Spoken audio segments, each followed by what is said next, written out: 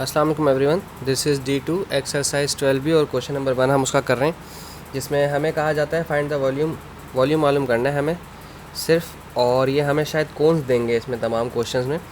अगर हम part A की बात करते हैं तो पार्ट ए में हमारे पास एक कोन शेप है, इस तरह से है।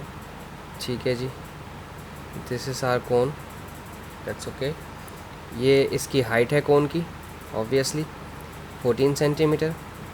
अच्छा, इसमें स्लांट का कोई कॉन्सेप्ट नहीं है, ठीक है। पिछले क्वेश्चन में हमारे पास स्लांट हाइट थी बार बार, और ये जो रेडियस है ये 6 सेंटीमीटर है।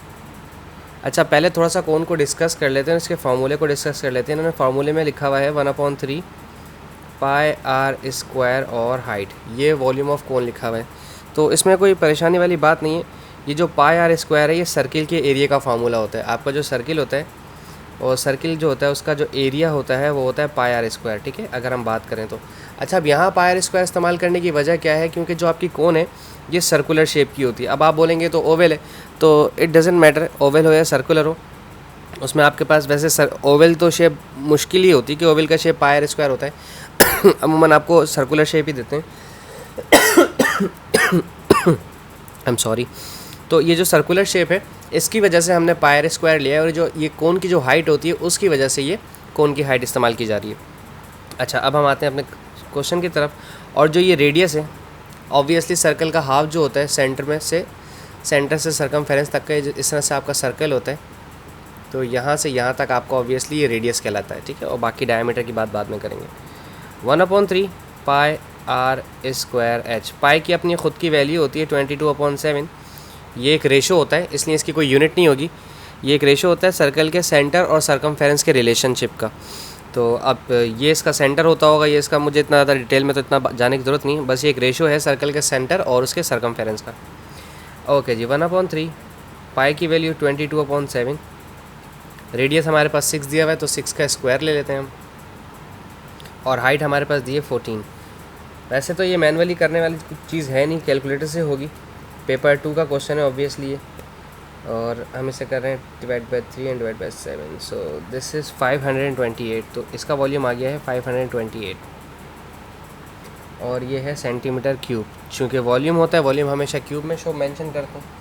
अच्छा, अब हमारे पास इसमें है सेकंड शेप में जो पार्ट बी है, पार्ट बी में थोड़ा सा शेप को डिफरेंट करके बनाया इन्होंने।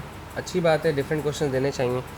कुछ इस तरह से है सर्कुलर शेप, और ये इस तरह से स्लांट हाइट या हाइट दी हुई है इसकी, स्लांट हाइट तो नहीं दी हुई। ओके, दिस इज़ 5, ये इन्होंने 5 सेंटीमीटर लिखा है। और एरिया ऑफ बेस, अच्छा एरिया ऑफ बेस उन्होंने ऑलरेडी दे दिया हमें, विच इज़ 154 सेंटीमीटर स्क्वायर।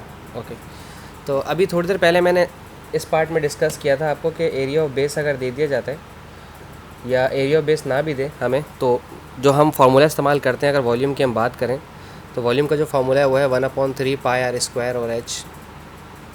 तो ये जो पाई आर स्क्वायर है सर्कल शेप का बेस एरिया ही होता है, सर्कल शेप का एरिया ही होता है। अब ये पूरा सर्कल शेप है, इसके एरिया की बात करें, अब ये ज़मीन की तरफ आ जाएगा तो ये बेस एरिया बन जाएगा, ठीक है ना। अगर मैं इसको ऐसे यूँ करके रख दूँ, अभी तो खैर टेढ़ा हुआ है, सीधा करके बना दें तो ऑब्वियसली बेस एरिया बन जाएगा।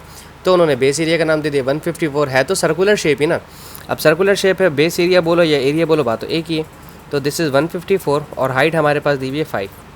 तो ये बहुत आसान था। So let me solve 154 multiply by 5 and divided by 3। So this is point में आंसर आ रहा है। Okay, 256 whole. ये मेरे पास साइंटिफिक कैलकुलेटर है, उसमें जो है हम करते हैं तो ये डायरेक्ट आंसर देता है, जो कि बुक में रिक्वायर्ड होता है। आप पॉइंट में देना चाहें पॉइंट में दे दें, डिवाइड करवाना चाहें तो आप डिवाइड भी करवा सकते हैं। So that's okay. Centimetre cube भी है, हम इसके साथ सेंटीमीटर क्यूब भी लगा देते हैं। अब हमारे पास है इसका पार्ट सी ऑप्शन। इजी है, पार्ट सी भी बहुत इजी है। शेप दी है आपके पास, कोन बिल्कुल इस तरह से टेढ़ी हुई भी है, टिल्ट है, दैट्स ओके। ये डायामीटर दिया हुआ है सर्कल का, जो 2 टचेस टच करते हैं, एक लाइन जो सर्कल के 2 टचेस, यानी कि जो सरकमफेरेंस है ये भी टच हुआ है और ये भी टच हुआ है, और ऑब्वियसली इसके सेंटर से भी गुजरा है, तो हम इसको डायामीटर पढ़ते हैं। मैंने अभी थोड़ी देर पहले बताया था कि आपको डायामीटर बताऊंगा। अच्छा, ये पूरा डायामीटर इन्होंने दिया है 7 सेंटीमीटर का, तो हम इसका आधा कर लेंगे, चूँकि मुझे रेडियस चाहिए। डायामीटर का आधा करते हैं तो रेडियस आ जाता है। और ये जो हाइट है ये 14 सेंटीमीटर दी है, दैट्स ओके। अब हमारे पास वॉल्यूम का फार्मूला होता है 1/3 बेस एरिया लिख दें या पाई आर स्क्वायर एच लिख दें, हमें बेस एरिया यही चाहिए 1/3। पाई की वैल्यू 22/7 होती है। कुछ टीचर्स 3.142 लिखवाते हैं, तो आप वो भी लिख सकते हैं। चूँकि मेरे पास रेडियस नहीं है, डायमीटर दिया हुआ है, डायमीटर आधा होता है, 7 का हाफ़ कर दें। आप चाहें तो 7 का हाफ़ ऐसे लिख दें, चाहे तो आप 3.5 लिख दें, इट्स अप टू यू। और हाइट है 14, ठीक है जी। इसे सॉल्व कर लेते हैं।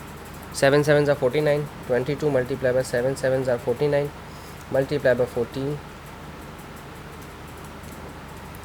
This is 15092। मैं थोड़ा सा मैनुअली जा रहा हूँ, पहले सारे ऊपर वाले नंबर्स मैंने सॉल्व किए, अब मैं ये वाले सॉल्व करूँगा। 3 × 7 × 4, ठीक है जी। 3 × 7 × 4 ऐसे हुआ है कि वो 2 2 ज़ा 4 हो गया, स्क्वायर था उसके ऊपर, ये आ गया 84। अब 15092 डिवाइड बाय 84, सो ये होल में आंसर देगा 179 होल 2/3।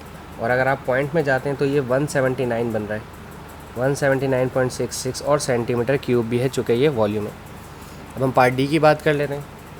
पार्ट डी हमारे पास दिया है, सॉरी शायद ऊपर हो गया काफ़ी में। पार्ट डी हमारे पास दिया है, कुछ ज़्यादा ही लिटा दिए शेप इन्होंने। Okay, this is it. Okay, ये हाइट दी है 28 मिलीमीटर और सर्कमफेरेंस दिया हुआ है। ये मज़े का सवाल है भाई, सर्कमफेरेंस दिया हुआ है। अब सर्कमफेरेंस क्या होता है मैं आपको बताऊं। सर्कमफेरेंस 132 मिलीमीटर दिया है। चूँकि सर्कल की बात कर रहे हैं तो सर्कमफेरेंस जा बजा हमें मिलेगा, एरिया भी मिलेगा, उसका रेडियस भी मिलेगा, डायमीटर भी मिलेगा। सर्कमफेरेंस इस बाउंड्री को कहते हैं, जो सर्कल की जो बाउंड्री होती है इसको सर्कमफेरेंस कहते हैं। जैसे आपने स्क्वायर में, रेक्टेंगल में पेरीमीटर पढ़ा है, सम ऑफ ऑल साइड्स, लेकिन सर्कल के अंदर तो साइड्स होती नहीं हैं, तो इसीलिए हम उसे सम ऑफ ऑल साइड्स का फार्मूला नहीं कहते हैं, हम उसे कहते हैं सर्कमफेरेंस, और इसका अपना फार्मूला होता है 2πr। तो सबसे पहले तो रेडियस निकालना ज़रूरी है इस सर्कमफेरेंस की मदद से। सर्कमफेरेंस है 132, 2π और r, 2 1 ज़ा 2, 2 6 ज़ा 12, 2 6 ज़ा 12 और divide by pi is equals to r। Radius आ गया 66/पाई। अच्छा, अभी मैं पाई सॉल्व नहीं कर रहा हूँ, हो सकता है मुझे आगे जाके पाई को सॉल्व ना भी करना पड़े। 1/3 पाई r स्क्वायर और h, ठीक है। अच्छा, इसको सॉल्व कर दें क्योंकि यहाँ पर रेडियस की जगह 2 दफ़ा पाई लगेंगे, तो 66 डिवाइड बाय पाई कर देते हैं। साइंटिफिक कैलकुलेटर के अंदर ये वैल्यू आपको पाई की दी जाती है, नहीं भी दी जाएगी तो डिवाइड बाय 3.142 कर दें तो आपका आंसर आ जाएगा एग्जैक्ट 21। ओके, ज़बरदस्त, ये तो 21 पूरा आ गया, ठीक है जी। 1/3 पाई की वैल्यू 22/7 मल्टीप्लाई बाय रेडियस 21 का स्क्वायर और हाइट दी हुई है 28, ठीक है। अब सिर्फ इसको सॉल्व करना है। 22 मल्टीप्लाई बाय 21 का square multiply by 28 divide by 21, 12936 12936। अच्छा, अब पीछे इसका राउंड ऑफ करके आंसर दिया हुआ है, 900 कर दिया हुआ है इसको राउंड ऑफ करके 1000, ये क्या 12,900 कर दिया होगा इसको उन्होंने, let me check, millimetre cube, क्योंकि उन्होंने round off to significance figure करके दिया होगा। सो इसमें परेशानी वाली कोई बात नहीं, इतना तो लीनियंसी देते हैं वो ओ लेवल्स वाले। सो आई होप आपको समझ आया हो। Thank you so much for watching my channel. अल्लाह हाफिज़।